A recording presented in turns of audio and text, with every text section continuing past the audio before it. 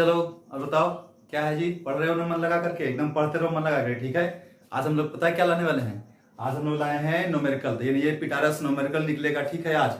और बहुत अच्छा कंसेप्ट का न्यूमेरिकल है, तो एकदम इसको पूरा वीडियो देखिएगा आप लोग, ठीक है ना, शुरू से लेकर लास्ट तक, ठीक है। और बहुत सारा आपको मतलब कि नया नया कॉन्सेप्ट मिलेगा, फिर अप्लाइड बेस्ड न्यूमेरिकल्स मिलेगा। तो ओवरऑल मैं ये बोल सकता हूँ कि एकदम पूरा सेशन कंप्लीट एंटरटेनिंग होगा, एंटरटेनिंग फिल्म वाला नहीं, है ना, मतलब कि कॉन्सेप्ट पॉइंट ऑफ व्यू से, ठीक है। तो हम लोग शुरू करते हैं, टाइम बर्बाद तो करना नहीं है, ठीक है, जल्दी सा। तो चलिए देखिए यहाँ पे क्वेश्चन आएगा, है ना, आप लोग, है ना, पहला क्वेश्चन देखते हैं। पहला क्वेश्चन ये है कि a block of mass m and having a charge q is placed on a smooth horizontal table and is connected to a wall through an unstressed spring constant के। तो ये पहले फिगर देख लो, ये एक मान लो एक हॉरिजॉन्टल टेबल है और इस पे एक ब्लॉक रख दिया है ना। ऑब्वियसली ये जो टेबल है ना ये स्मूथ है और इसका जो है चार्ज कितना है q है और मास कितना है इसका m है ना, यानी कि मास कितना यही लिख देता हूं m है, ठीक है। अब क्या किए कि इसको एक वर्टिकल वॉल है और इस वर्टिकल वॉल से एक स्प्रिंग से कनेक्ट कर दिए और ऑब्वियसली स्प्रिंग का कुछ कांस्टेंट क्या होगा। अब ये क्या है, अनस्ट्रेस्ड यानी कि नॉर्मल कंडीशन में, ठीक है। और क्या बोल रहा है कि यहाँ पे एक इलेक्ट्रिक फील्ड है इस डायरेक्शन में, जिसको क्या कर दिया गया है, स्विच ऑन कर दिया गया है ना। तो अगर हम मान लो कि इलेक्ट्रिक फील्ड को क्या कर दिए, स्विच ऑन कर देंगे, तो ऑब्वियसली इस पे चार्ज है, तो मास पे तो कोई इफेक्ट नहीं पड़ेगा इलेक्ट्रिक फील्ड का, लेकिन ऑब्वियसली ये जो इलेक्ट्रिक फील्ड है चार्ज पे तो फोर्स लगाएगा ना, याद है ना। तो क्या करेगा, इस तरह पे एक फोर्स लगाएगा, कितना, F बराबर कितना, QE। लेकिन अगर इधर एक फोर्स लगाएगा तो ये भी तो इधर फोर्स लगाएगा, स्प्रिंग खींचेगा ना। तो एक ऐसा कंडीशन आएगा, धीरे धीरे स्प्रिंग आगे, ये ब्लॉक आगे बढ़ेगा और आगे बढ़ेगा, तो अभी स्प्रिंग फोर्स कम है, ये ज्यादा है। एक ऐसा समय आएगा कि ये स्प्रिंग फोर्स एग्जैक्टली इस मैक्सिमम फोर्स के बराबर हो जाएगा, ठीक है ना। तो ये कंडीशन आ जाएगा, ये वाला ब्लॉक यहाँ पे आ जाएगा आपका। जब यहाँ पे ब्लॉक आ जाएगा तो सोचो क्या हो रहा होगा, इस तरफ फोर्स कितना लग रहा होगा, Q इंटू F बराबर Q इंटू E, और उसी तरफ इधर क्या लग रहा होगा, फोर्स F स्प्रिंग फोर्स। मान लेते हैं डिस्प्लेसमेंट कितना चला गया होगा, x चला गया होगा। अब यहाँ पे टोटल F नेट कितना हो गया है, 0 है ना, यानी क्या बोलेंगे इसको, इक्विलिब्रियम बोलेंगे ना, इक्विलिब्रियम बोलेंगे कि नहीं बोलेंगे। यानी कि यहाँ पे नेट फोर्स 0 था सबसे पहले, कब, जब इलेक्ट्रिक फील्ड की वैल्यू 0 थी। अब जैसे ही हम इलेक्ट्रिक फील्ड ऑन कर दिए तो यानी अब इधर फोर्स लगने लगा, यानी जब हमारा x का वैल्यू 0 है, यानी स्प्रिंग नॉर्मल कंडीशन में, उस वक्त यहाँ पे एक फोर्स लग रहा है, कितना फोर्स लग रहा है, Q इंटू E, जिसके कारण ये अब क्या करेगा, आगे जाएगा। तो चलो आगे जाने दो। तो जब ये आगे जाएगा तो एक ऐसा समय आएगा जहां पे नेट फोर्स की वैल्यू क्या हो जाएगी, 0 हो जाएगी, और उसी को जहां पे फोर्स नेट 0 हो जाता है उसको इक्विलिब्रियम पोजीशन बोलते हैं। तो यही हमारा हो गया इक्विलिब्रियम पोजीशन। तो यहाँ पे एट इक्विलिब्रियम तो बोल सकता है कि एट इक्विलिब्रियम क्या होगा भाई, तो kx इक्वल टू किसके बराबर होगा, q इंटू ई के बराबर होगा। तो x की वैल्यू कितनी हो गई, q इंटू ई और अपॉन में k। चलिए यही ना वैल्यू आ गया, क्योंकि एट इक्विलिब्रियम यही होता है ना, स्प्रिंग फोर्स kx है ना, और इलेक्ट्रोस्टैटिक फोर्स। हम ये बात कर रहे थे कि ये तो कांस्टेंट है, ये तो ज्यादा हो नहीं सकता, तो भाई लेकिन हम बात कर रहे हैं कि ये तो चलो ठीक है, ये हो गया क्या चीज, इसी को हम लोग बोलते हैं एम्पलीट्यूड, एम्पलीट्यूड है ना। एम्पलीट्यूड का मतलब कि भाई पहले यहां पे था नॉर्मल कंडीशन में, अब एक ऐसा कंडीशन आ गया जब यहां पे नेट फोर्स 0 हो गया तो इसको हो गया इक्विलिब्रियम पोजीशन। अब ये न्यू इक्विलिब्रियम हो गया, नहीं पहले ये था ओल्ड इक्विलिब्रियम, लेकिन जैसे ही इलेक्ट्रिक फील्ड ऑन किया तब ये इक्विलिब्रियम नहीं रहा, ये हो गया न्यू इक्विलिब्रियम, है ना। तो यहां से यहां तक कितना दूरी गया भाई, तो एम्पलीट्यूड इसी को बोलेंगे। लेकिन हम क्या बोल रहे हैं कि यहां पे एक और क्वेश्चन आता है। क्वेश्चन क्या इसी में आता है कि कोई पूछेगा कि find maximum extension of spring. यहां पे बच्चा कंफ्यूज होता है कि मैक्सिमम एक्सटेंशन का मतलब यही ना एक्स हुआ, लेकिन नहीं, हम क्या बोले कि यहां तक तो फोर्स कांस्टेंट, तो फोर्स हमारा कितना है, Q इंटू, यहां पे नेट फोर्स तो 0 हो गया, लेकिन यहां से यहां तक जो फोर्स लगा इस दौरान ये जो ब्लॉक है ये कुछ वेलोसिटी गेन कर लिया होगा, और अब ये वेलोसिटी जब तक फिर 0 नहीं होता है तब तक तो ये आगे बढ़ेगा। तो मान लो कि ये वेलोसिटी कुछ गेन कर लिया, अब फिर ये क्योंकि यहां पे वेलोसिटी कितनी थी, 0 थी, अब यहां से यहां तक आया तो फोर्स कितना लग रहा था इस पे, Q इंटू ई लग रहा था। ये तो फिक्स था ना भाई, फोर्स में तो पैदल नहीं बता, ऐसा तो नहीं कि Q ई भी धीरे धीरे बढ़ रहा था, नहीं ना, Q इंटू ई तो फिक्स है। क्यों? क्योंकि चार्ज भी फिक्स है, इलेक्ट्रिक फील्ड भी फिक्स है। तो भाई इस पे फोर्स लगा था, तो शुरू में इधर तरफ फोर्स ज्यादा था, तो कुछ एक्सेलरेशन रहा होगा। तो यानी कुछ यहां, जब यहां से यहां तक चलना शुरू किया तो वेलोसिटी पहले 0 था, अब यहां पे कुछ गेन कर लिया होगा। तो जब ये वेलोसिटी गेन कर लिया, यानी कि यहां पे जो है नॉट इक्वल टू 0 हो गया, लेकिन यहां पे नेट फोर्स 0 हो गया, तब तो ये न्यू इक्विलिब्रियम पोजीशन बन गया। तो जब तक वेलोसिटी फिर से 0 ना हो जाए तब तक तो ये आगे जाएगा ना। तो देखो मेरी बात सुनो, यहां पे फोर्स क्या है, 0 है, इस जगह फोर्स क्या, मैक्सिमम, यानी कि ये क्या हो गया, मेरा एक्सट्रीम कंडीशन हो गया। तो अगर यहां से इधर x आया तो और कितना आगे जाएगा, और x जाएगा ना। तो स्प्रिंग जो है टोटल कितना एक्सटेंशन हुआ, 2x हुआ ना। तो नेट एक्सपेंशन स्प्रिंग का कितना हो गया। तो ये क्या बोल रहा है कि block move further up to x where v becomes कितना, 0। इसलिए नेट एक्सटेंशन कितना हो गया, एक्सटेंशन बताओ मेरे को, तो 2x हो गया ना। तो कितना हो गया, 2 इंटू क्यू इंटू ई और अपॉन में k, है ना। तो ये है जो है मैक्सिमम एक्सटेंशन ऑफ स्प्रिंग है, लेकिन एम्पलीट्यूड हमें निकालना था। तो एम्पलीट्यूड क्या होता है, एम्पलीट्यूड का डेफिनेशन क्या पढ़े हो, डिस्प्लेसमेंट फ्रॉम इक्विलिब्रियम। तो मेरा जो इक्विलिब्रियम है ये है, नहीं ये तो नहीं, स्विच ऑन करने के बाद इक्विलिब्रियम कौन सा, ये है ना। तो यहां से इधर तरफ गया, यहाँ की इधर तरफ, यही नेक्स्ट है, तो ये एम्पलीट्यूड हो गया। तो भाई ये तो एम्पलीट्यूड हो गया। अच्छा, बहुत अच्छी बात है। एक और काम कर सकते हो, एक और इसमें काम कर सकते हैं। इलेक्ट्रिक फील्ड कैसा फोर्स है, कंजर्वेटिव। तो ये जो भी वर्क डन करेगा सबके सब स्टोर होगा, कौन सा फॉर्म में, पोटेंशियल एनर्जी के फॉर्म में स्टोर होगा कि नहीं होगा, बोलो यार, सिंपल सी बात है। हाँ, तो ये जितना भी वर्क करेगा सब के सब क्या हो जाएगा, उसके अंदर स्टोर हो जाएगा, ठीक है ना। किस रूप में, पोटेंशियल एनर्जी के फॉर्म में, कोई दिक्कत नहीं है। तो अगर इसके अंदर स्टोर हो गया पोटेंशियल एनर्जी फॉर्म में, तो सेकंड मेथड भी लगा सकते हो। तो हम लोग लिख सकते हैं सेकंड मेथड क्या भाई, इसको मिटाते हैं, और सेकंड मेथड क्या लिख सकते हैं भाई, कि सेकंड मेथड में क्या लिख सकते हैं, सेकंड मेथड बताइए मेरे को आप। तो सेकंड मेथड ये लिख सकते हैं कि work done by electric field is equal to energy stored in spring. तो भाई वर्क डन कितना करेगा, तो work done by electric field is equal to half into K into X का स्क्वायर। ये एक्स कौन सा है, मैक्सिमम वाला है। तो जब मैक्सिमम यानी कि टोटल वर्क डन कितना किया होगा, तो वर्क डन कितना होता है बताओ मेरे को, वर्क डन क्या होता है, तो बता एफ इंटू एक्स बराबर कितना, half into K into X का स्क्वायर। एफ कितना, क्यू इंटू ई हो गया फोर्स, इंटू एक्स बराबर हाफ के एक्स स्क्वायर, है ना। तो यहां से एक्स है, एक्स कैंसिल है, 2 इंटू क्यू इंटू ई और अपॉन में के इज इक्वल टू क्या, एक्स। ये एक्स, सॉरी इधर एक्स, ये एक्स कौन सा है, ये मैक्सिमम वाला है।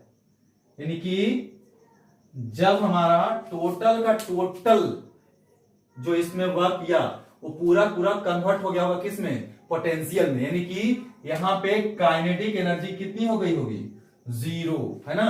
यानी कि वेलोसिटी भी, इसलिए वेलोसिटी भी क्या हो गई होगी, 0। लेकिन यहां पे यानी कि काइनेटिक एनर्जी 0 नहीं है। क्यों नहीं है, क्योंकि ये वाला जो है सबसे मैक्सिमम एक्सपांशन नहीं है। हाँ, हो सकता है कि ये इक्विलिब्रियम हो गया और अब इसके अबाउट ऐसे ऐसे क्या करेगा ब्लॉक, ऐसे जंप करेगा। समझ में आ रहा है बात। तो अगर मैक्सिमम एक्सटेंशन पूछे तो हमें यह ध्यान रखना है कि जहां पे ब्लॉक अब आगे नहीं जा सकता, है ना।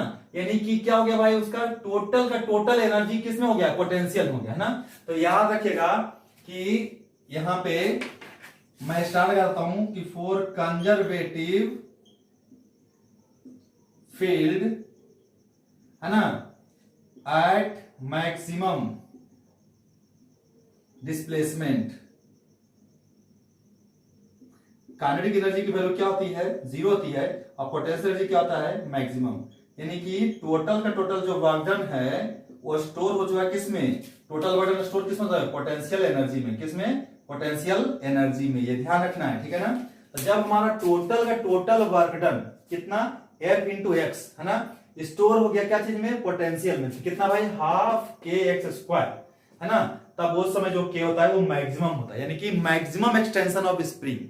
और ये एम्पलीट्यूड ऑफ ब्लॉक, दोनों में अंतर सुना रहे बात। तो यहां पे एक्चुअली में बड़ा कंफ्यूजन है कि एम्पलीट्यूड ही क्या मैक्सिमम है, नहीं, एम्पलीट्यूड क्या है, मीन पोजीशन से मैक्सिमम एक्सटेंशन है, लेकिन ये maximum extension of spring, spring total कितना फैला, तो यहां से लेके यहां तक, तो स्प्रिंग का टोटल, तो स्प्रिंग में कितना एनर्जी स्टोर कर सकते हैं मैक्सिमम, तो हाफ के एक्स स्क्वायर।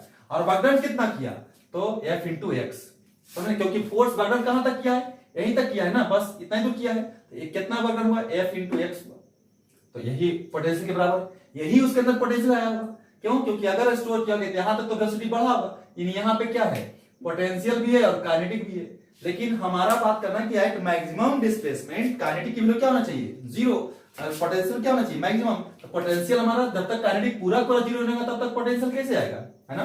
तो पोटेंशियल एनर्जी जो है स्प्रिंग का हाफ के एक्स स्क्वायर, इसको वर्कडन के बराबर होना पड़ेगा, तभी काइनेटिक की वैल्यू क्या हो जाएगी, जीरो हो जाएगी, समझा है बात। तो उस कंडीशन में इसका जो एक्सटेंशन होगा स्प्रिंग का नॉर्मल कंडीशन से वो मैक्सिमम होगा। तो जब हमारा इसका क्या निकालने के लिए बोले, एम्पलीट्यूड बोले, तो भाई कुछ नहीं, जहां पे नेट फोर्स जीरो है वहां से एक्सट्रीम तक का डिस्टेंस निकाल दीजिए, तो यही एम्पलीट्यूड हो गया, ठीक है। लेकिन अगर स्प्रिंग का पूछे मैक्सिमम तो हमें ये फंडा लगाना पड़ेगा, समझ में बात। तो इसमें दो क्वेश्चन छुपा हुआ था, लेकिन पूछा था एक ही, ठीक है, लेकिन दूसरा भी आप समझ लो बात को, ठीक है। चलिए तो आगे चले, तो चलिए आगे बढ़ते हैं, ठीक है। नेक्स्ट क्वेश्चन शुरू करते हैं जी, चलो भाई नेक्स्ट पे पहुंचते हैं। नेक्स्ट क्या है क्वेश्चन, दो देखते हैं। नेक्स्ट क्वेश्चन ये है मेरे दोस्त कि ए ब्लॉक ऑफ मास m, सुनना ध्यान से, आ रहा होगा, a block of mass m containing a net positive charge q is placed on horizontal table as shown in the figure। भाई मेरे ये जो है फिगर में शोन है, तो भैया ये हॉरिजॉन्टल टेबल है ना, ये हॉरिजॉन्टल टेबल है और ये हमारा वॉल है, और यहाँ पे जो है ये ब्लॉक रखा हुआ है। ब्लॉक का मास कितना है, m है, और चार्ज कितना है, q है। चलिए बहुत अच्छी बात है। बोल रहा है क्या कि the distance of the block from the wall, इस वॉल से जो ब्लॉक का डिस्टेंस है वो d है, ब्लॉक से वॉल का डिस्टेंस कितना है, d है ना। एंड एज्यूमिंग इलास्टिक कोलिजन, अगर मान लो ये दीवार से टकराया तो कोलिजन जो है इलास्टिक है, यानी कि यहाँ पे जो कोलिजन है बाबू, कोलिजन है ना, वो क्या है, इलास्टिक। चलिए बहुत अच्छी बात है। अब बोल रहा है कि एक horizontal electric field is switch on, यानी कि इधर की तरफ, फिर से ध्यान देखो, इधर की तरफ क्या है, इलेक्ट्रिक फील्ड है। जैसा ही इलेक्ट्रिक फील्ड को अलाउड करोगे तो इसमें फोर्स लगेगा, हाँ या ना बोलो, इधर की तरफ कितना लगेगा, Q इंटू ई। अच्छा इसका इनिशियल वेलोसिटी कितना है, इनिशियल वेलोसिटी क्या है, जीरो है। अब मुझे ये बताओ कि यहां से यहां तक जाएगा तो इसका एक्सेलरेशन क्या होगा, बढ़ेगा बढ़ेगा बढ़ेगा, तो वेलोसिटी भी क्या होगी, बढ़ेगी। अब जा करके टकराएगा इसके ऊपर, ठीक है ना। तो आगे बोल रहा है क्या, एज्यूमिंग इलास्टिक कोलिजन तो find the period of resulting motion of SHM, sorry resulting oscillatory motion.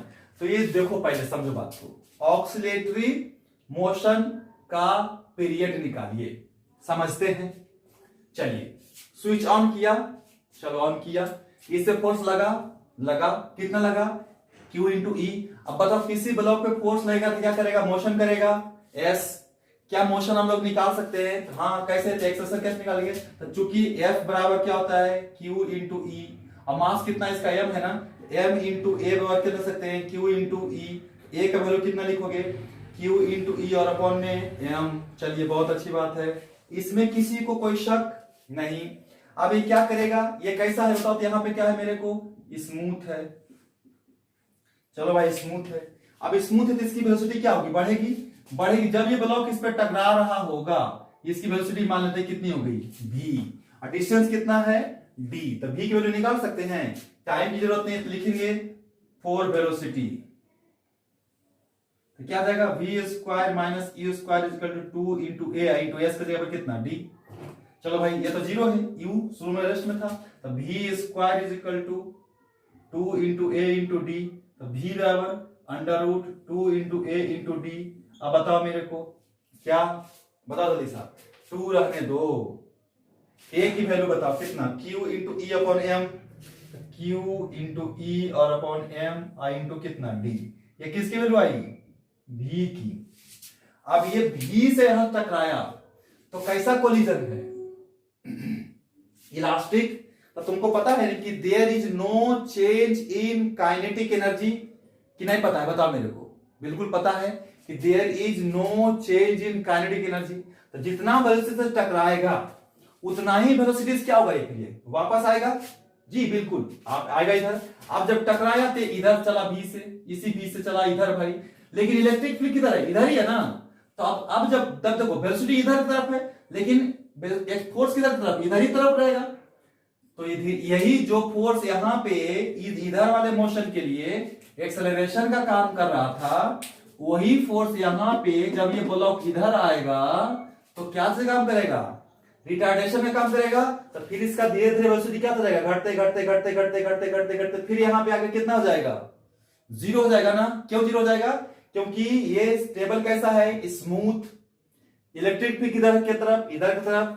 तो अगर मोशन ऐसे हो रहा है तो ये वाला फोर्स एक्सेलरेशन प्रोड्यूस करेगा, लेकिन अगर मोशन रिवर्स में हो रहा है यही वाला फोर्स क्या करेगा? रिटार्डेशन करेगा। तो यानी कि इधर जाकर वेलोसिटी बढ़ते बढ़ते बढ़ते भी हुआ, फिर इधर आएगा, घटेगा, घटते घटते घटते कितना हो गया? जीरो हो गया। फिर इधर जाएगा, फिर भी, फिर ये ऐसे करता रहेगा ना, बीच में ऑक्सीलेटरी मोशन। तो बोल रहा है क्या? किसका? पीरियड निकालो। यानी क्या निकालना है? PERIOD है ना, पीरियड निकालना है, यानी कि टी निकालना है। तो भाई क्या होता है? डिस्टेंस कितना चलेगा? पीरियड का मतलब क्या है? एक कंप्लीट यहां से यहां गया और फिर यहां से यहां आया, यानी कि यहां से यहां गया और फिर यहां से इधर आया, इसी को बोलते हैं पीरियड ना। तो देखो तो मेरे को यहां से यहां कितना गया? डी, फिर आया कितना? डी, है ना। तो बताओ मेरे को पीरियड कैसे निकालेगा? बताओ यार। तो बताइए मेरे को आप जी कि पीरियड निकालने की क्या तरीका है? टाइम पीरियड, है ना। तो एक काम करते हैं, यहां से यहां तक मान लेते टाइम टी लगा। तो इफ टी इज टाइम, ये लिखने की जरूरत है ना। मान लो यहां से यहां तक टाइम कितना लगा? टी। तो पीरियड कितना देगा? पीरियड बराबर कितना? 2t, है ना। तो भाई यहां से यहां तक टाइम तो निकालना है। तो यहाँ पे वेलोसिटी कितना? जीरो। यहाँ पे वेलोसिटी कितना? v पता है? हाँ। तो क्या मेरे को t निकल सकता है? क्यों? क्योंकि ये भी पता है। हाँ। तो 4t, तो 4t बराबर क्या लिखेगा? 4t क्या करेगा? तो v बराबर क्या होता है? u plus at। तो t बराबर कितना? v upon a। तो v अपॉन a निकालो भाई। तो इसीलिए v अपॉन a निकालना पड़ेगा मुझे। तो v पता है कितना है? जल्दी देखो तो यहाँ पे 2QE इंटू डी और अपॉन m का अंडर रूट और अपॉन में कितना है? a है ना, a, यही ना t है। तो t तो निकल गया, लेकिन पीरियड कितना है? 2t है ना। तो 2t निकाल लो। यहाँ पे करूँ कैलकुलेशन? उधर तो क्वेश्चन है ना, यहाँ पे कर लेते हैं कैलकुलेशन, है ना। तो देखो तो इसीलिए पीरियड t बराबर कितना? 2 इंटू टी। तो 2 इंटू, लिख दो यार, कितना? Under root 2QE into D और अपॉन में m डिवाइडेड बाई a की वैल्यू बताओ यार, QE और अपॉन m, है ना। तो इसको हम रूट के लिए अंदर ले जा सकते हैं, बिल्कुल ले सकते हैं। 2 अंडर रूट, इसको लिखो पहले 2QE इंटू डी और अपॉन m इंटू, इसको अगर अंदर ले जाएंगे तो उल्टा हो जाएगा और स्क्वायर हो जाएगा। तो ऊपर क्या हो जाएगा? m स्क्वायर और नीचे क्या हो जाएगा? q square into e square. हम चाहते ये इसको भी मैं ले सकता हूं। तो 2 का स्क्वायर 4 और 4 इंटू 2 8 हो जाएगा। तो अंडर रूट क्या हो जाएगा? 4 इंटू 2 8, एक q से एक q खत्म, एक e से एक e खत्म, एक m से एक m खत्म, 8 हो गया। ऊपर क्या बचा? m एक बचा ना, m बचा, फिर क्या बचा? d बचा, और अपॉन में क्या बचा यहाँ पे? बताओ मेरे को, q इंटू e, है ना। ये हो गया टाइम फॉर ऑक्सीलेशन, है ना, 8md अपॉन QE, है ना। इजी है, कोई दिक्कत नहीं है ना। यानी कि हमें थोड़ा थोड़ा बस दिमाग लगाना है क्या भाई, कि क्या लॉजिक होना चाहिए। तो कोलिजन का कॉन्सेप्ट यूज हो गया, काइनेमेटिक्स का कॉन्सेप्ट यूज हो गया और ऑक्सीलेशंस का कॉन्सेप्ट यूज हो गया। लेकिन अगर देखा जाए तो सबका बेसिक देख क्वेश्चन बना दिया मैंने, अब टेंशन नहीं लेना है, ठीक है ना। लेकिन समझना है कि मैंने हिट कैसे किया। कोलिजन का कॉन्सेप्ट क्या था? बस इतना कि अगर इधर की तरफ भी है तो इधर भी भी होगा, इतना ही था ना।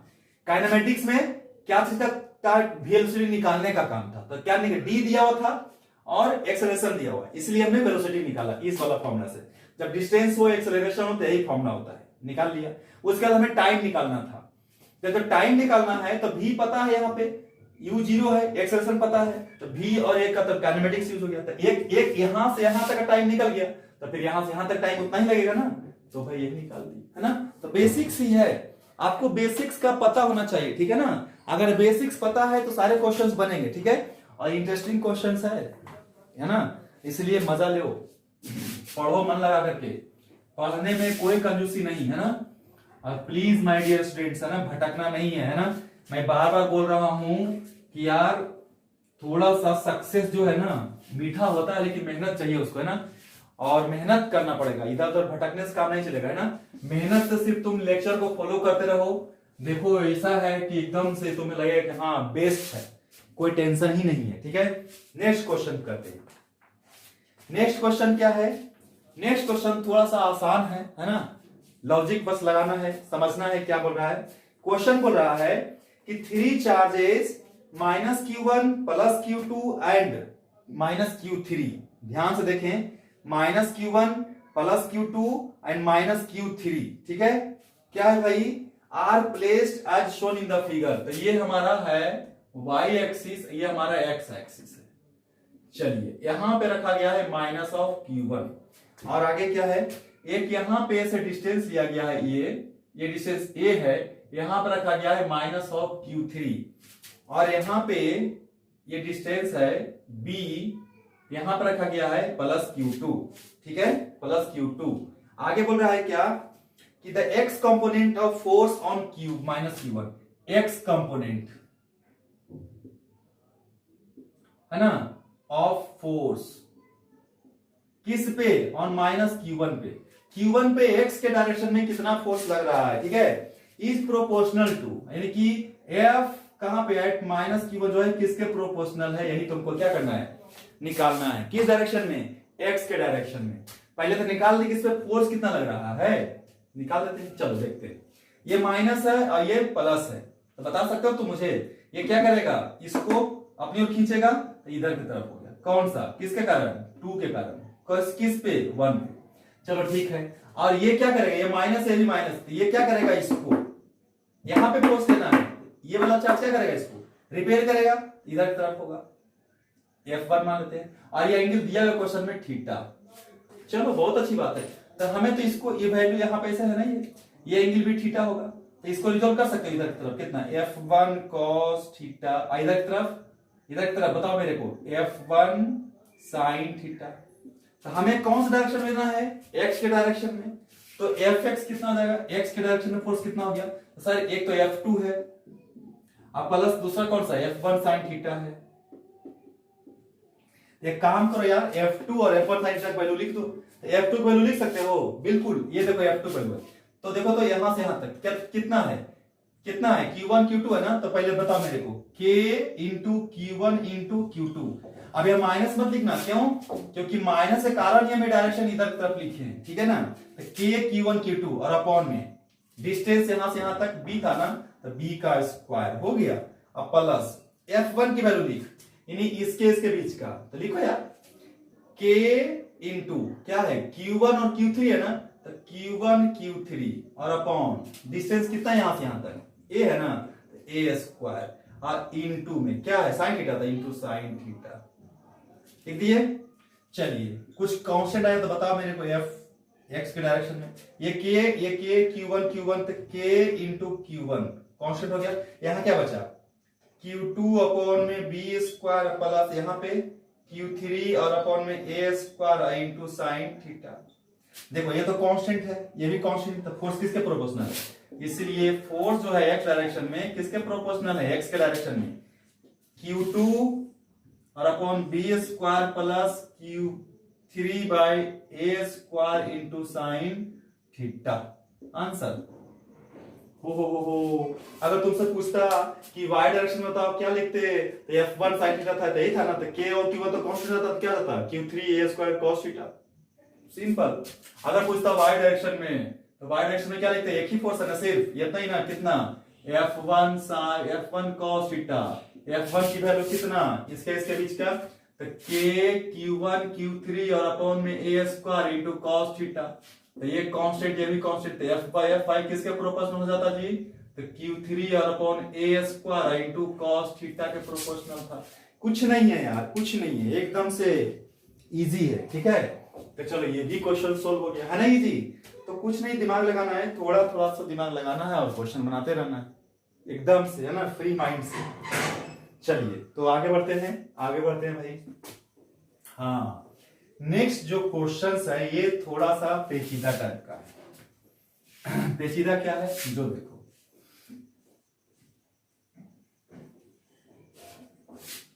अब क्या बोल रहा है क्वेश्चन में, जो समझना। क्वेश्चन में बोल रहा है कि 4 चार्जेस इक्वल टू -q, 4 वो चार्ज है ना, एक स्क्वायर है, पहले तो समझो, और -q सब जगह रखा हुआ है, और एक इसके सेंटर पे एक छोटा सा q रखा हुआ है, और इसका साइड दिया हुआ है कुछ के नहीं दिया हुआ है, सेंटर ऑफ ए स्क्वायर कुछ नहीं दिया हुआ है, तो हम लोग कुछ साइड मान लेते हैं, ए मान लें, चलो ए मान लिया, इसका स्क्वायर का साइड। चलिए बहुत अच्छी बात है। अब क्या बोल रहा है कि if the system is in equilibrium then find the value of small q। अच्छा ये समझना पड़ेगा थोड़ा सा, है ना, इतना आसान तो है लेकिन समझना पड़ेगा। ये सिस्टम इक्विलिब्रियम में है, यानी कि हर एक चार्ज पे नेट फोर्स कितना है? 0 है। तो देखते हैं, अगर यहां पे बात करेगा तू, तो अगर इसको मैं यहां से मिला दूं और इसको भी मिला दूं, तो ये देखो तो कितना है, ये Q है ना प्लस में, तो ये क्या करेगा? इसको इधर खींचेगा, ये क्या करेगा? इसको इधर खींचेगा, ये क्या करेगा? इधर खींचेगा, और ये क्या करेगा? इधर खींचेगा। ये तो ऑलरेडी बैलेंस में है, तो यहां पे तो नेट फोर्स 0 है सेंटर पे, है ना, तो यहां पे नेट फोर्स 0 है, तो ये भी बराबर, ये भी बराबर, तो कुछ वैल्यू ही नहीं निकलेगा। तो हमें क्या करना पड़ेगा? कॉर्नर वाले को यहां भी 0 होना चाहिए, यहां भी 0 होना चाहिए, यहां भी 0 होना चाहिए। अगर किसी एक कॉर्नर को 0 कर दिया तो वही कहानी सब जगह है। तो हम एक कोई कॉर्नर लेते हैं ना, तो यहां पे लिखेंगे हियर नेट फोर्स एट ओ, यानी सेंटर, यानी एफ नेट एट कहां पे? ओ पे क्या है? ऑलरेडी 0 है, बट, है ना, but F net at corner, उसको भी 0 होना पड़ेगा, ऑल्सो 0, है ना, should also be 0, should also be 0, क्योंकि पूरे सिस्टम इक्विलिब्रियम में है। तो जब भी पूरा सिस्टम इक्विलिब्रियम में हो तो हर जगह का फोर्स 0 होना चाहिए, समझ में रहे बात? तो भैया यहां का फोर्स को 0 करो, तब क्वेश्चन समझ में आएगा। तो देखो जरा सा 0 करो, तो देखिए ये -q, ये -q क्या करेगा? यानी इस जगह पे ले रहे हो तुम, इस जगह पे फोर्स, सारा फोर्स इसी पे लेंगे, तो ये -q क्या करेगा? इसको रिपेल करेगा नीचे की तरफ, ये हो गया कितना? f1 मान लेते हैं, चलो भाई f1 मान लेते हैं। आगे देखो तो ये क्या हो जाएगा? इधर से मान, ये भी रिप्ले करेगा, इधर भी रिप्ले करेगा, ये भी f1 ही ले ले। क्या क्यों f1 ले ले बताओ? क्योंकि ये q डिस्टेंस a, ये q डिस्टेंस a, कोई दिक्कत नहीं है। आगे देखते हैं, ये वाला जो है छोटा वाला q, देखो तो इसको क्या करेगा? छोटा वाला q इसको क्या करेगा? इधर क्यों खींचेगा? तो इधर की तरफ होगा, क्या चीज? f2। चलिए बहुत अच्छी बात है ना। आगे फिर ये क्या करेगा? ये भी तो लगाएगा इसके ऊपर, तो ये माइनस है, ये माइनस, ये क्या करेगा? इसको रिपेल करेगा इधर की तरफ, ये हो गया इधर की तरफ, कौन सा? f3, है ना। अब इतना को हमें करना पड़ेगा, स्क्वायर है तो ये कितना? 45, ये भी कितना? 45, है ना। तो नेट फोर्स एट इधर की तरफ निकाल सकते हैं, डायगोनल की तरफ इजिली है, निकाल सकते हो ना। हम क्या करते हैं कि सभी फोर्स इधर की तरफ, सभी फोर्स इधर की तरफ 0 कर देते हैं, है ना। तो इसको भी 0 कर देते हैं, इधर देखो तो इधर इसको ऐसे, इधर ऐसे मान ले हम, इसी को रेफरेंस मान ले। ये रेफरेंस अगर हो गया, अगर ये रेफरेंस है तो इसके परपेंडिकुलर ये हो गया। अच्छा, तो ये तो आराम से f3 है, इसको जो करेंगे इधर कितना लिखेंगे? f1 cos 45, इधर की तरफ f1 sin 45, और इधर की तरफ इसको जो करेंगे इधर की तरफ f1 cos 45, और इधर की तरफ f1 sin 45, ये तो ऑलरेडी इधर है, रेफरेंस पे जो रहता है उसको तो रिजोल्व करते नहीं है। तो देख ये तो ऐसा ही दिख रहा होगा कि F1 for sin 45 F1 sin 45, ये तो ऐसा ही कैंसिल हो जाएगा। लेकिन फॉर इक्विलिब्रियम एट Q है ना, फॉर इक्विलिब्रियम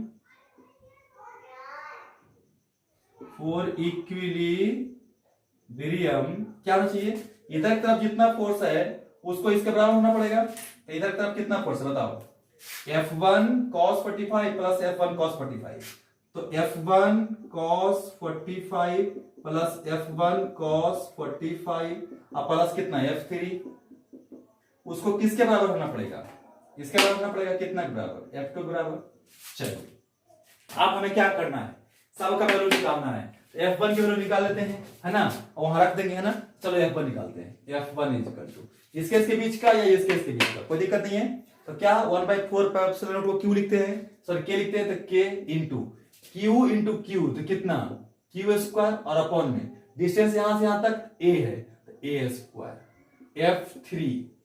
F3 ये है ना, किसके कारण है, इसके कारण था, माइनस Q कारण था ना इसके, तो यहां से यहां तक, तो फिर से K इंटू Q स्क्वायर, क्योंकि Q इंटू Q, और अपॉन डिस्टेंस डायगोनल कितना होता है, A√2 होता है ना, तो A√2 का स्क्वायर क्या हो जाएगा, तो A√2 का स्क्वायर मतलब कितना, KQ square upon A square into 2, तो 2A स्क्वायर।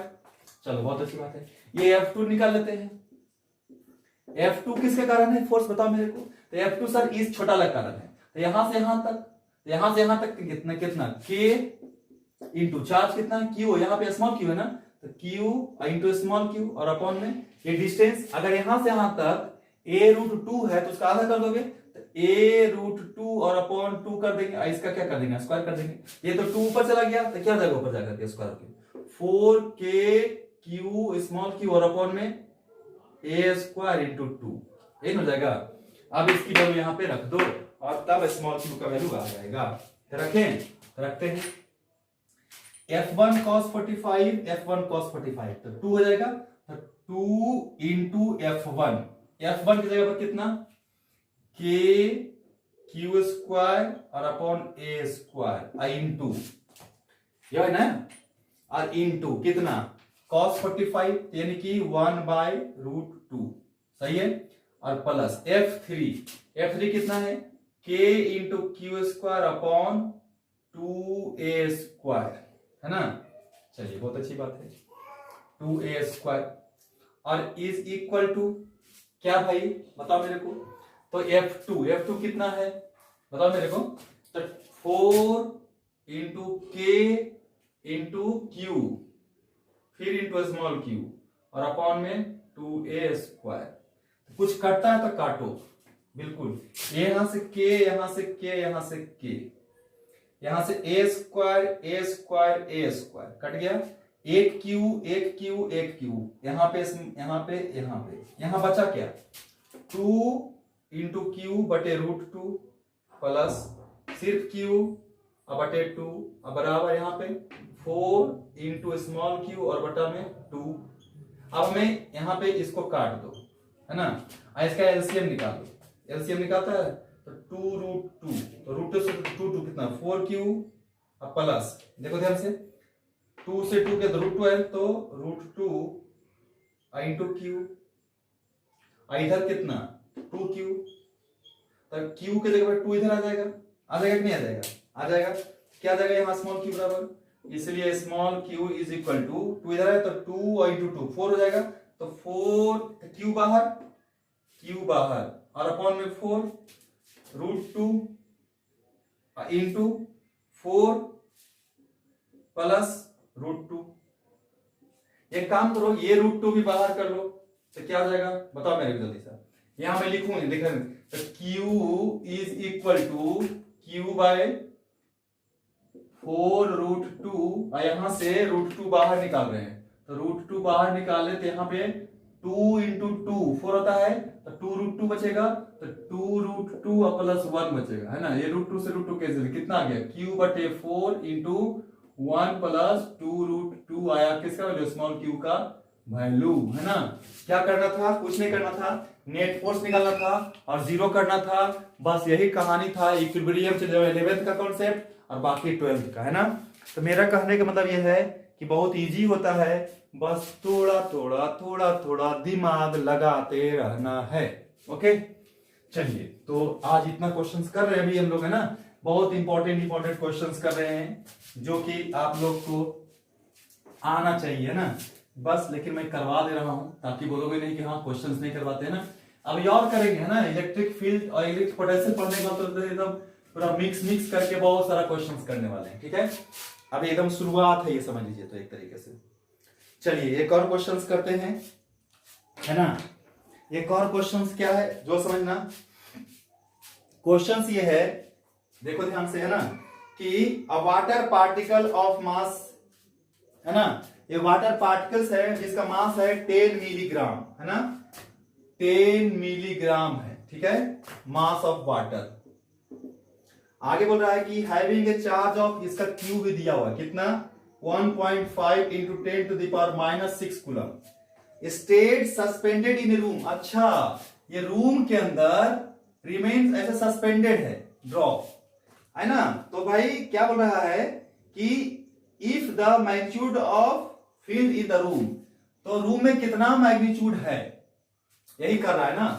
तो एक बात करो, ये Q इस पे है ना, ये Q है ना, इसका मास कितना है, m है, तो ये नीचे की तरफ क्या लग रहा होगा, mg। अगर हमें बात करें एक सस्पेंडेड है, तो यानी कि इसको हवा में कोई टांगे हुए होगा, तो यानी ऊपर की तरफ भी कोई फोर्स लग रहा होगा, तो ऑब्वियसली ये अगर पॉजिटिव चार्ज है तो ऊपर की तरफ कौन सा इलेक्ट्रिक फील्ड होगा, तो ऊपर की तरफ कितना फोर्स लग रहा होगा, Q इंटू E, यही QE इसको बैलेंस करके रखा होगा। तो फॉर बैलेंस ऑफ चार्ज किसके लिए, वाटर ड्रॉप के लिए, तो mg यानी कि वेट ऑफ ड्रॉप किसके बराबर होना चाहिए, Q इंटू E के, यही ना है। तो इलेक्ट्रिक फील्ड निकालना, तो इसलिए इलेक्ट्रिक फील्ड की वैल्यू कितनी हो जाएगी, mg, और बटा में क्या हो जाएगा, Q। अरे बाबू बहुत इजी था, m का वैल्यू लिखो 10 into 10 to the power -3 milligram है, g का मान 10 और अपॉन q का मान 1.5 इंटू 10 टू द पावर -6। भैया हो कर लो कैलकुलेशन आराम से, है ना, ये 10 ऊपर चला गया, ये 1.5 ऊपर चला जाएगा, तो 10 इंटू 10 टू द पावर ऊपर 6, 6 प्लस 1 7, और 7 प्लस 1 ये 8 माइनस 3 कितना 5, तो 5 और अपॉन 15, तो ये 2 5 10 3 5, तो 2/3 ना, 0.66 इंटू 10 टू द पावर 5 यानी कितना 66 किलो न्यूटन आंसर हो जाएगा, इतना, सॉरी किलो न्यूटन पर कूलम आंसर हो जाएगा। इलेक्ट्रिक है ना, पर कूलम, इसका न्यूटन इसका कूलम, तो न्यूटन पर कूलम है ना, तो इतना किलो न्यूटन पर कूलम हो जाएगा, ठीक है ना। ऐसे अगर यहाँ पे तुम 10 जगह पर 9.8 यूज करोगे ना, तो इसका वैल्यू 665 कुछ ऐसे ही आएगा, 65 कुछ करके आएगा, ठीक है ना। तो चलिए, है ना, ऑप्शन मत देखेगा इसका, ऑप्शन में थोड़ा सा ये 10 मिलीग्राम में ही लोचा है ना, ये इसलिए आंसर यही है, ठीक है। अगर हाँ माइक्रोग्राम रहेगा तब हमारा आंसर अलग आएगा, ठीक है। तो माइक्रो नहीं है, मिली है, ये ध्यान रखना है, ठीक है। चलो आगे चलते हैं। इजी था ये क्वेश्चन, था कि नहीं था, इजी, बहुत इजी था। चलिए आगे चलते हैं, आगे और क्या चलेंगे भाई, ये क्वेश्चंस और देखते हैं। चलो मिटा दो इसको, हाँ सर मिटाइए।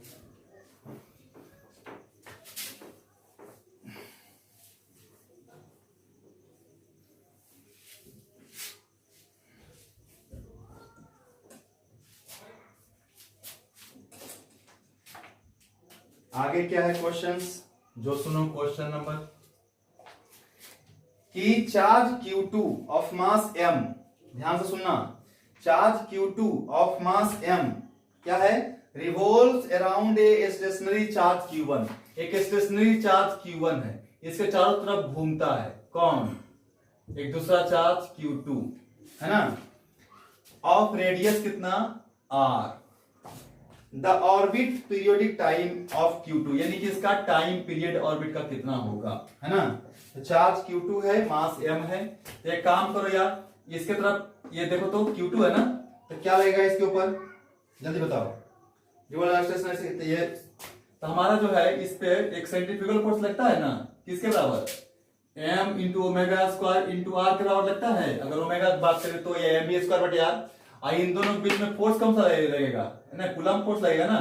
तो कूलम्ब फोर्स कितना होगा, K इंटू Q1 Q2 और अपॉन में R स्क्वायर। तो ये कूलम्ब फोर्स ही तो ये सेंट्रीफ्यूगल के बराबर है ना।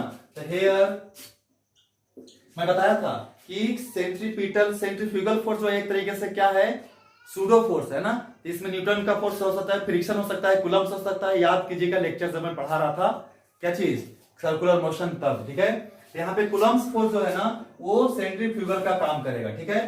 तो यहाँ पे लिख सकते हो क्या चीज, K into Q1 upon Q2 upon R square is equal to M into omega square into R।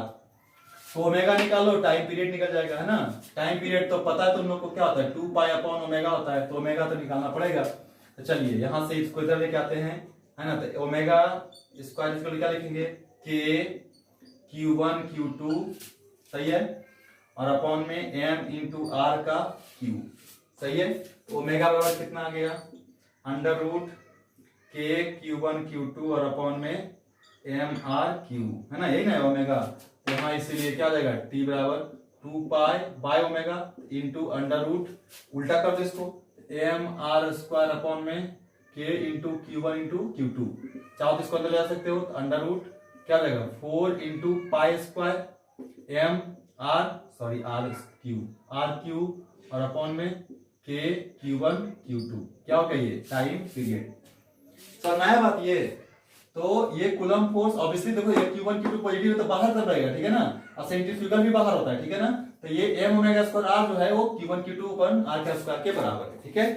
चलिए तो ये तो इजी था क्वेश्चन, कोई दम नहीं थे इस क्वेश्चंस में, कि था दम, कुछ नहीं था, है ना, बहुत सिंपल था यार। चलिए मिटा दे इसको, मिटा दो, ये थोड़ा सा इजी हो गया ना, ज्यादा ही इजी कुछ हो गया।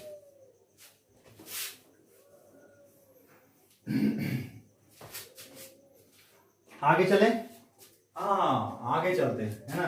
क्वेश्चंस क्या है जो ध्यान से देखना, ठीक है ना, क्वेश्चन थोड़ा सा मजा आएगा। क्वेश्चंस क्या है जी, two small sphere of mass m1 and m2 are suspended by weightless spring of thread L1 and L2 and spheres carry charge Q1 and Q2 respectively. The sphere are suspended such that they are in the same level. यानी जो sphere है ना, ऐसा इसको मान लो, यहां से ये आपका L1 है, यहां पे स्फीयर है ना, चार्ज कितना है Q1 और ये एंगल कितना है θ1 और लेंथ कितना है L1। एक और स्फीयर है यहां सस्पेंड किया गया है, लेकिन लेवल सेम है, यानी कि ऐसे ऐसा है, ये स्फीयर है, ये लेंथ कितना है L2 है, एंगल कितना है θ2 है ना। चलिए भाई, चार्ज कितना है Q2 है और मास कितना है, इसका M1 है और इसका मास कितना है M2 है।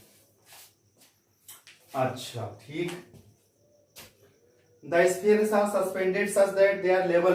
अब बोल रहा है क्या कि the vertical angles θ1 θ2 which of the one condition is, अगर बोल रहा है कि θ1 जो है इक्वल हो किसके, θ2 के, तो कौन सा कंडीशन सेटिस्फाई करेगा, ठीक है। तो भाई कंडीशंस वहां लिखा हुआ है ना, उसको सोल्व करना होगा। तो सोल्व करने के लिए देखते हैं, एक चीज तो मेरे को, इसका चार्ज Q1 इसका चार्ज Q2, तो ये क्या करेगा, इसको रिपेल करेगा, किधर तरफ लगाएगा फोर्स, कितना है F इलेक्ट्रोस्टैटिक फोर्स, तो ये भी इस पे लगाएगा, किधर तरफ, इधर तरफ कितना F इलेक्ट्रोस्टैटिक फोर्स। तो दोनों का इलेक्ट्रोस्टैटिक फोर्स क्या होगा, इक्वल अमाउंट का होगा, लेकिन अपोजिट डायरेक्शन में होगा। यहाँ पे टेंशन कितना होगा ऊपर की तरफ T1, यहाँ पे कितना होगा इधर की तरफ T2। तो इसको रिजोल्व कर सकते हो, कर दो, इधर की तरफ कितना M2 इंटू जी, यहाँ पे नीचे की तरफ कितना M1 इंटू जी, इधर की तरफ ऊपर की तरफ जोड़ करो, ये एंगल कितना θ1, तो ऊपर T1 है ना, ऊपर कितना T1 cos θ1, इधर की तरफ T1 sin θ1, उस तरफ से इसको रिजोल्व करो, T2 cos θ2, इधर की तरफ T2 sin θ2। तो दोनों का इक्विलिब्रियम का कंडीशन लिखो, आ जाएगा T1 for equilibrium, T1 cos θ1 बराबर M1G,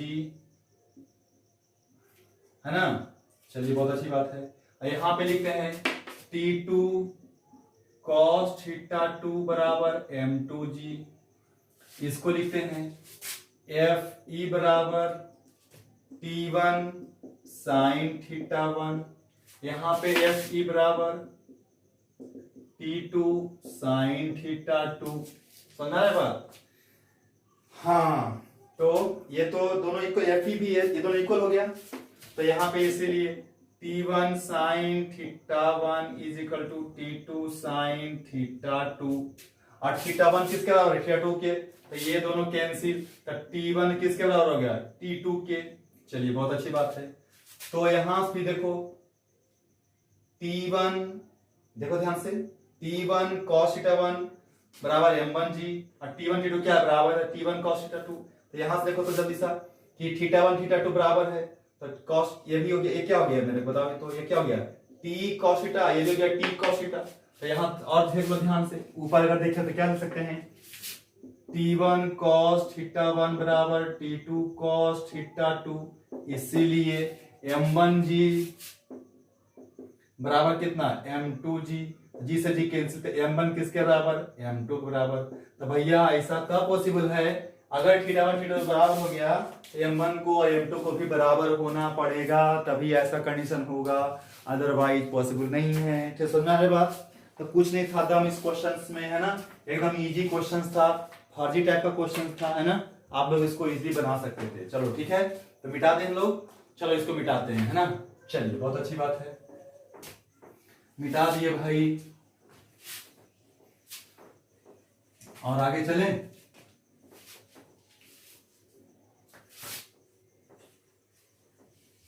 और आगे चलते हैं।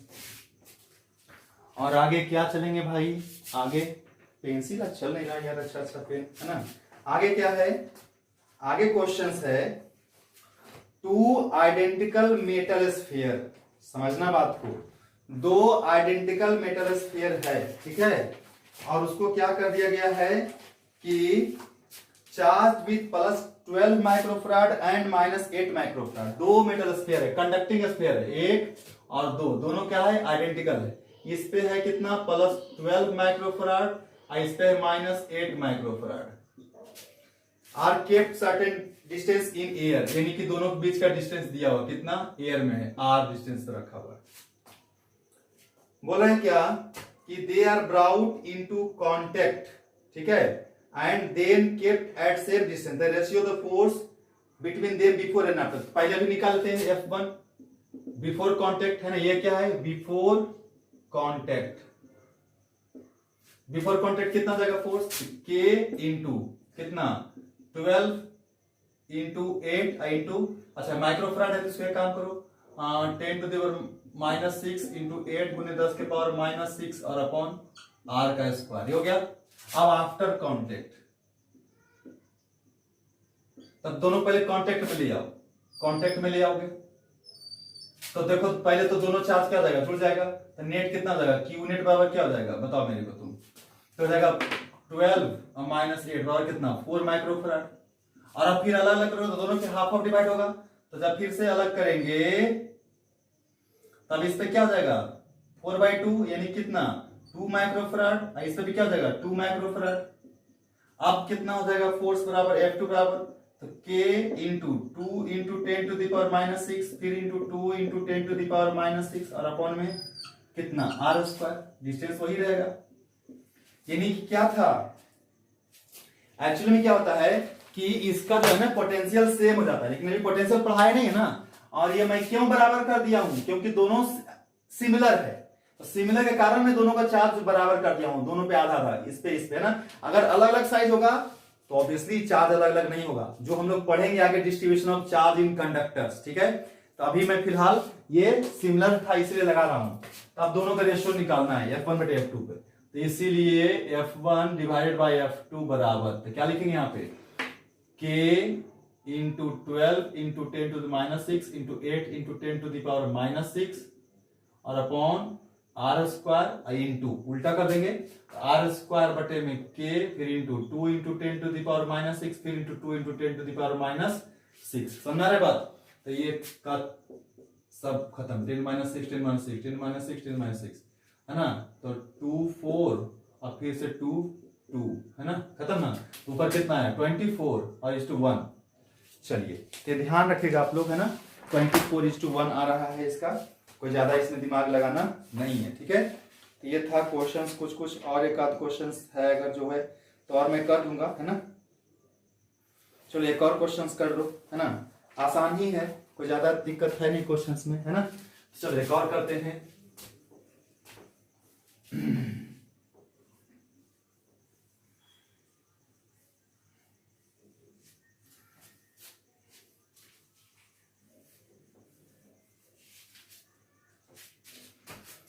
क्या है भाई क्वेश्चंस, जो देखो, 2 आइडेंटिकल पिच बॉल, यानी कि each carrying a charge Q, दो सेम बॉल है और दोनों पे चार्ज जो है क्यू है, are suspended from a common point with 2 strings. अरे यार, कॉमन पॉइंट से स्ट्रिंग को लटकाया गया है, तो इजी है ना।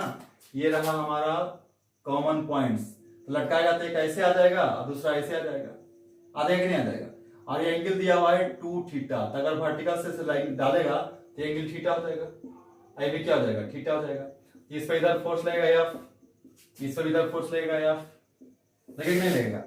आगे बोल रहा है क्या, the mass of each ball if the angle between string is 2 theta in equilibrium. तो मास निकालना है यार, लेंथ एल है, ये भी एल है, ये भी एल है, और लिख लिख नीचे एम जी, इधर के कितना टी, तो इधर के थीटा ना, तो लिख टी कितना कॉस थीटा, इधर की तरफ टी साइन थीटा। हमें मास निकालना है, इक्विलिब्रियम में है, तो फॉर इक्विलिब्रियम बता दो दिशा, फॉर इक्विलिब्रियम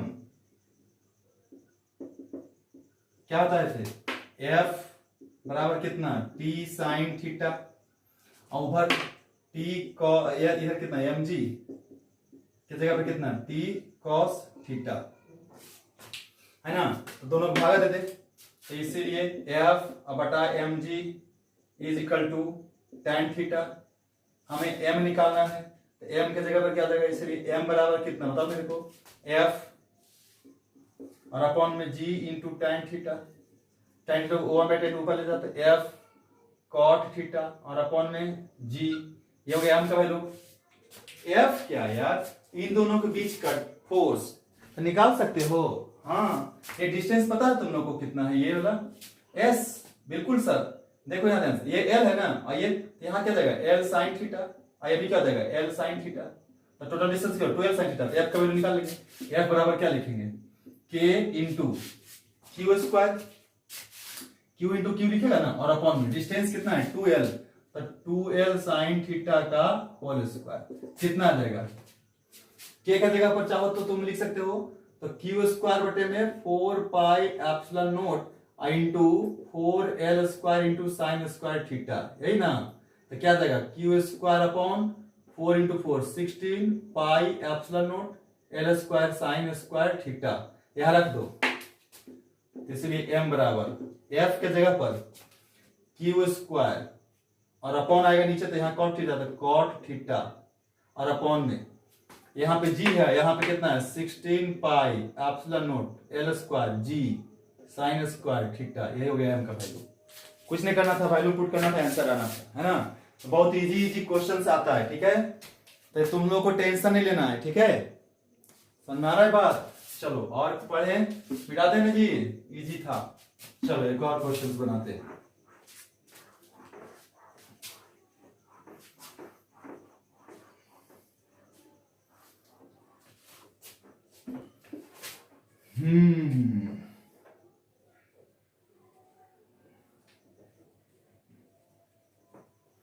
एक और क्वेश्चन है ना, आईआईटी जेई में पूछा हुआ है, ठीक है, उसको भी देख लेते हैं। आईआईटी जेई में क्वेश्चंस क्या है, जो ध्यान से देखना। एक हेक्सागोन है ना, हेक्सागोन है, हेक्सागोन है, बोला है कि 6 चार्जेस, 3 पॉजिटिव एंड 3 नेगेटिव। अच्छा ये देखिए, वो 1 2 3, फिर 1 2 और 3 पॉजिटिव है 3 नेगेटिव है, ठीक है, ऑल ऑफ इक्वल मैग्नीट्यूड, वाह वाह, है ना, placed at the vertices of regular such that electric field at A is double the electric field when only one positive charge of same magnitude is placed at R। तो पहले R कहां है, तो ये है P Q R S T U और ये है O। क्या बोल रहा है कि जब हम पहले सिर्फ एक पॉजिटिव चार्ज यहां पर रखते हैं तो यहां पे जो इलेक्ट्रिक फील्ड आएगा इधर तरफ आएगा। क्यों आएगा, क्योंकि बताओ जल्दी साहब, यहां पे कितना चार्ज रखते हैं, 1 ना। जहां पे भी इलेक्ट्रिक फील्ड निकालना हो वहां पे कितना चार्ज रखा जाता है, +1 कूलम। तो अब जो भी इलेक्ट्रिक फील्ड आएगा यहां पे मान लेते हैं कितना आया, E आया।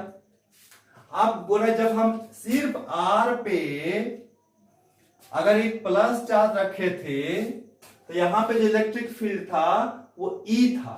यानी कैसे भाई, तो यहां से यहां तक का डिस्टेंस कुछ होगा, मान लेते हैं R है, तो इस R के कारण यहां से आया कुछ वैल्यू E का। चलो बहुत अच्छी बात है। आप बोल रहे हैं कि अब 6 चार्ज को हम किस तरह से रखें कि यहां पे जो नेट इलेक्ट्रिक फील्ड हो वो दुगना हो जाए, यानी इसके 2 टाइम्स हो जाए, वही बोला ना। तो एक काम करो, एक और इलेक्ट्रिक इधर तरफ जोड़ दो। तो क्या करोगे तुम, यहां पे इलेक्ट्रिक इधर तरफ किसके कारण है, प्लस चार्ज के कारण है। अगर मैं यहां पे U के पास कैसा रख दूं, माइनस रख दूं, तो इस माइनस के कारण यहां प्लस इधर क्या रहेगा, तो एक और आ जाएगा इलेक्ट्रिक फील्ड। कितना आएगा इलेक्ट्रिक फील्ड, 2 आ जाएगा ना। समझना रहे बात, कुछ नहीं करना था। पहले जहां पे R पे प्लस था, अब इससे U की जगह पर क्या रख देना, माइनस रख देना है।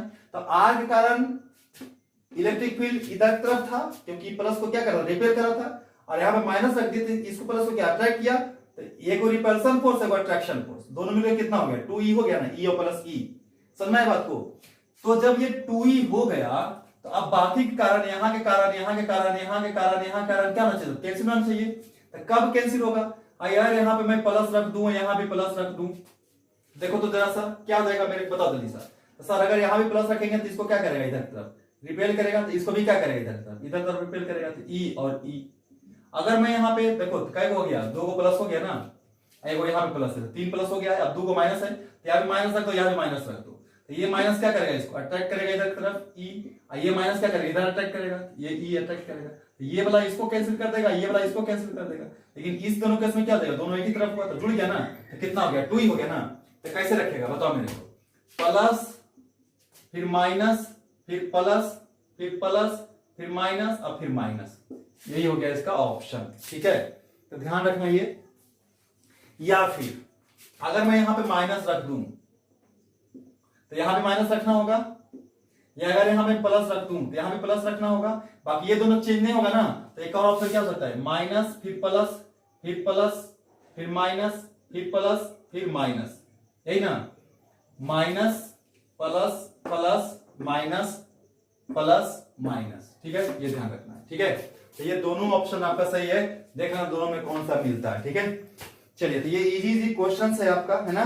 तो इसमें ज्यादा दिमाग तुम लगाओगे तो फिर गड़बड़ हो जाएगा। ठीक है ना, दिमाग लगाना ही नहीं है, बहुत आसान से क्वेश्चन आता है। ठीक है, और एक क्वेश्चन करे थोड़ा सा टफ वाला। चलो एक और क्वेश्चन करते हैं टफ वाला, है ना। चलो मिटा दो इसको, मिटा देते हैं।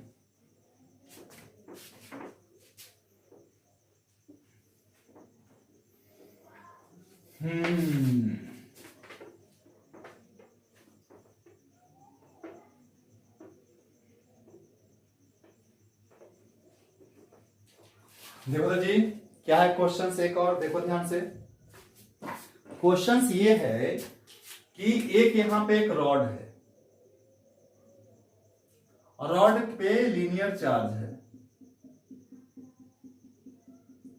Q है और इसका लेंथ L है। अब क्या बोल रहा है कि इसके कारण एक पॉइंट है यहां पे P, यहां से डिस्टेंस है इसका A, यहां पे एक चार्ज रखिए हो Q। ये Q नहीं रखते, यहाँ पे Q रहता है, बोलते नेट फोर्स एट P निकालो, या फिर अगर यहाँ इलेक्ट्रिक फील्ड निकालने बोलेगा, सुनना ध्यान से इस क्वेश्चन को। अगर बोले find electric field at P, तो यहाँ पे कितना रखेगा चार्ज, +1 कूलम रख देगा, और तब फोर्स की वैल्यू निकालेंगे। और अगर बोलेगा कि find the force at P, then charge, तो Q भी रख सकते हैं यहाँ पे। तो इलेक्ट्रिक फील्ड निकाल देते हैं, फिर Q रख के फोर्स निकाल देंगे। ठीक है, तो पहले इलेक्ट्रिक फील्ड निकालते हैं ना। तो हम क्या करेंगे बताओ तो मेरे को, जल्दी बताओ, याद करो। तो लीनियर डिस्ट्रीब्यूशन है ये, हम क्या करेंगे, यहां से यहीं पे निकालना है। यहां से कितना डिस्टेंस पे, x डिस्टेंस पे क्या करेंगे, यहाँ पे एक छोटा सा चार्ज डिस्टेंस डिस्प्लेसमेंट कितना लेंगे, dx लेंगे। तो बताओ तो लेमडा बराबर क्या होता है, Q/L, याद है ना। हाँ, तो क्या भाई यहाँ पे तो एलिमेंटल चार्ज कितना हो जाएगा, elemental charge D Q is equal to कितना, लेमडा इंटू क्या पढ़ाए थे लीनियर के लिए डीएक्स ना, लेमडा कितना Q by L I into कितना डीएक्स।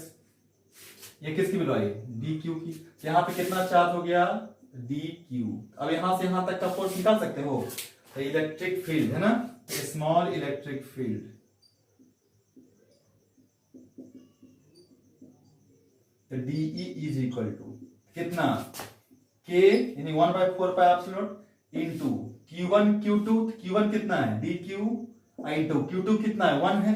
और अगर फोर्स निकालना था तो यहाँ पे Q रख देते स्मॉल, समझ में आ रहा है बात, तो कुछ नहीं है। और अपॉन में आर स्क्वायर कितना एक्स का स्क्वायर, ये हो गया डी।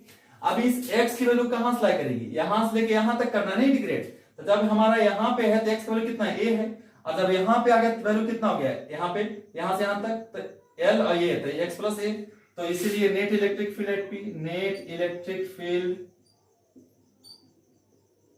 एट p, तो E electric field at p बराबर क्या देगा, इंटीग्रेशन कहां से, x का वैल्यू यहां से यहां तक जाना है, जब x वैल्यू यहां पे है तो कितना जाएगा a ना, और जब यहां पे जाएगा तो कितना जाएगा a प्लस में l, और यहां इसको रख कितना k into Q divided by l D Q की जगह पर आई इंटू डी एक्स, और अपॉन में कितना एक्स स्क्वायर, तो जो कांस्टेंट है बाहर का k क्यू एल बाहर, तो जाएगा क्या है k into Q upon L बाहर हो गया, अंदर क्या बचा 1/x स्क्वायर है, x के पावर कितना -2 इंटू डी एक्स, और यहां से a और यहां से a प्लस एल है ना, तो इलेक्ट्रिक फील्ड की वैल्यू कितनी आ रही है k into Q into L, इसका इंटीग्रेशन x के पावर माइनस कहां से a से कहां तक a प्लस एल तक। एक काम मैं करूं, इसका लिमिट चेंज कर दे, यहां पे माइनस हटा दे,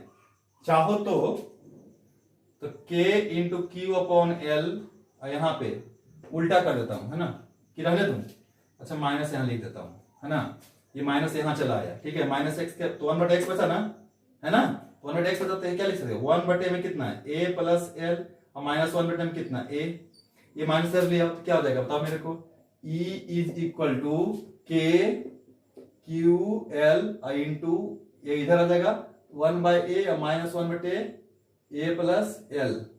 अब इसको तुम सोल्व करते रहना यार।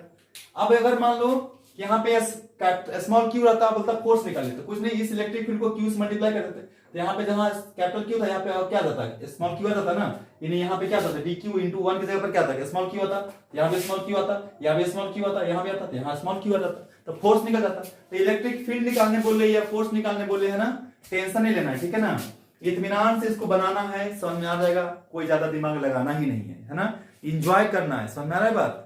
चलिए बहुत अच्छी बात है, आगे चले। और चलो आगे चलते हैं भाई, क्वेश्चंस एक से एक है यार, क्वेश्चंस की कमी नहीं है, but you have to understand the concept है ना, how to clear the questions है ना, this must be clear, and for that सबसे बड़ी प्रॉब्लम पता है क्या है, फिजिक्स में सब लोग क्वेश्चंस करेंगे, क्वेश्चंस के पीछे का कॉन्सेप्ट, फिजिक्स क्या है, लॉजिक प्लस मैथमेटिक्स, तो मैथमेटिक्स पढ़ो लॉजिक गया भाड़ में, तो इसीलिए दिक्कत होता है ना, लॉजिक जानना बहुत जरूरी होता है, ठीक है, अगर आप लॉजिक नहीं समझेंगे तो बड़ा दिक्कत है ना, तो इसलिए आपको समझना होगा कि लॉजिक क्या होता है ना, लॉजिक बहुत बड़ा मायने रखता है, ठीक है, फिजिक्स में खास करके, इसे बोलते हैं physics plus mathematics that becomes numericals है ना।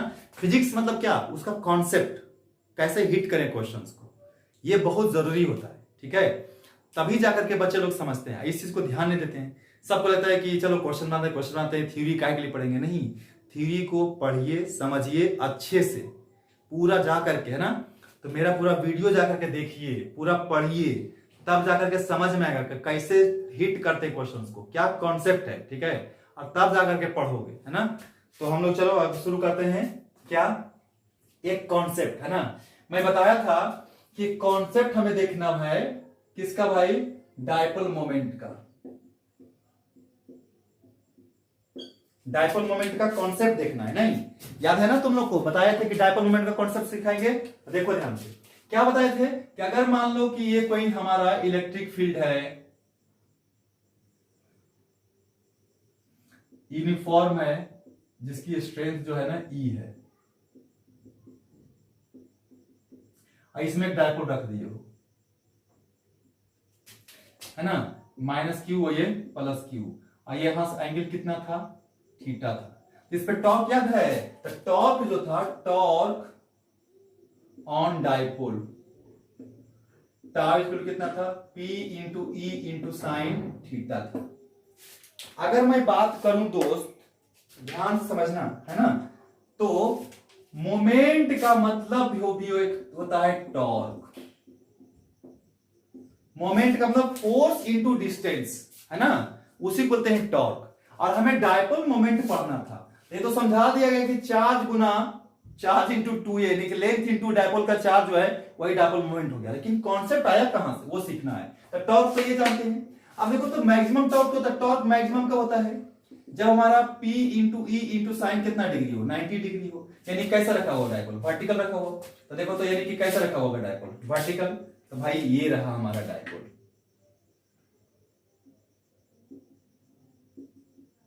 और यहां से एंगल कितना डिग्री, 90 डिग्री, है ना। तो ये हो गया हमारा, कितना हो गया, P इंटू ई, ये क्या हो गया, टॉर्क मैक्सिमम। अब क्या बोल रहा है कि अगर मुझे ये लिखना है तो क्या होता है, टॉर्क अपॉन ई। अरे ये तो हो गया क्या चीज, torque experienced bye dipole in electric field, kept in electric field, ऐसा लिख दूं, kept in electric field per unit electric field strength. ठीक है ना, इसी बोलते हैं क्या चीज, इज नोन एज स्ट्रेंथ, है ना, is known as dipole moment. मैं बता रहा हूं यहां पे रियल लॉजिक है कि जब कोई डायपोल को हम 90 डिग्री पे रखेंगे तो उस पे जो टॉर्क होगा मैक्सिमम होगा, और कितना होगा, P इंटू ई होगा। अगर मुझे डायपोल मोमेंट निकालना है, यानी कि P की वैल्यू निकालना है, तो टॉर्क अपॉन ई हो गया। अगर मैं यहां पे E की वैल्यू 1 न्यूटन पर कूलम कर दूं, है ना, या 1 वोल्ट मीटर कर दूं, तो P किसके बराबर हो जाएगा, टॉर्क के बराबर हो जाएगा, नहीं हो जाएगा। और मैंने क्या बोला था, डायपोल मोमेंट, मोमेंट क्या एक्चुअली में टॉर्क है ना, तो डायपोल का ही टॉर्क है ना। तो P जो है टॉर्क के बराबर हो गया कब, जब इलेक्ट्रिक फील्ड की वैल्यू कितना कर दिया गया, 1 कर दिया गया, और डायपोल को कैसे रखेगा, 90 डिग्री पे। तो भाई टॉर्क एक्सपीरियंस्ड बाय डायपोल, यानी कि डायपोल कितना टॉर्क एक्सपीरियंस करता है, किसमें, जब उसको हम किसी इलेक्ट्रिक फील्ड में रखते हैं। तो unit electric field per unit electric field, अगर उसका स्ट्रेंथ 1 वोल्ट यानी यूनिट कर दिया जाए, और उस वक्त जो डायपोल पे जो टॉर्क लगेगा, जो मोमेंट लगेगा, that moment is known as dipole moment. समझ में आ रहा है बात, कि यूनिट स्ट्रेंथ वाले इलेक्ट्रिक फील्ड में, समझ में आ रहा है, यूनिट स्ट्रेंथ, क्यों, क्योंकि पर यूनिट इलेक्ट्रिक फील्ड है ना। तो यूनिट स्ट्रेंथ, ये देखो ना, जैसे ही ई का वैल्यू 1 की है तो P का टॉर्क आ गया। तो यूनिट स्ट्रेंथ वाले इलेक्ट्रिक फील्ड में अगर हम किसी डायपोल को रखते हैं, तो वो डायपोल कितना टॉर्क एक्सपीरियंस करता है, that torque is known as the dipole moment. समझ में बात को, dipole moment is the torque experience by dipole in unit strength electric field, इकाई इलेक्ट्रिक फील्ड में। अगर मान लो कि इलेक्ट्रिक फील्ड ई दिया हुआ है, तो इकाई कैसे देंगे, तो इसे भागा दे देंगे, तो इसे भागा दे देंगे टॉर्क को, तो वो P आगे नहीं आ गया, है ना। तो वही चीज यहां पे समझना था, ठीक है। तो ये मेन लॉजिक था इसका, लेकिन पढ़ा दिया तभी समझ में आया। और शुरू में तुमको समझाता तो बोलता क्या बेवकूफ है, समझ में नहीं आ रहा है ना। इसीलिए बोलते हैं कि कॉन्सेप्ट समझिए और तब मजा आएगा, और है ना। ये भी एक डेफिनेशन हो गया, है ना, ये भी एक डेफिनेशन हो गया, ठीक है ना। तो चलो आगे हम लोग और सीखने वाले हैं। इंजॉय लेकिन करते रहो और पढ़ते रहो, ठीक है। कोई की बहुत मजा आने वाला है, पूरा सीरीज जब चलेंगे ना, लगेगा हाँ नीट जेई तो हमारा ऐसा ही हो गया है। बस रेलगाड़ी के पीछे लगे रहना है, चलते रहना है कंटिन्यूअस। आप पूरा लेक्चर देखिए, पूरा पढ़िए, ठीक है, एकदम उखाड़ के फेंक देना है ना, फोड़ देना है, समझ लेते हैं।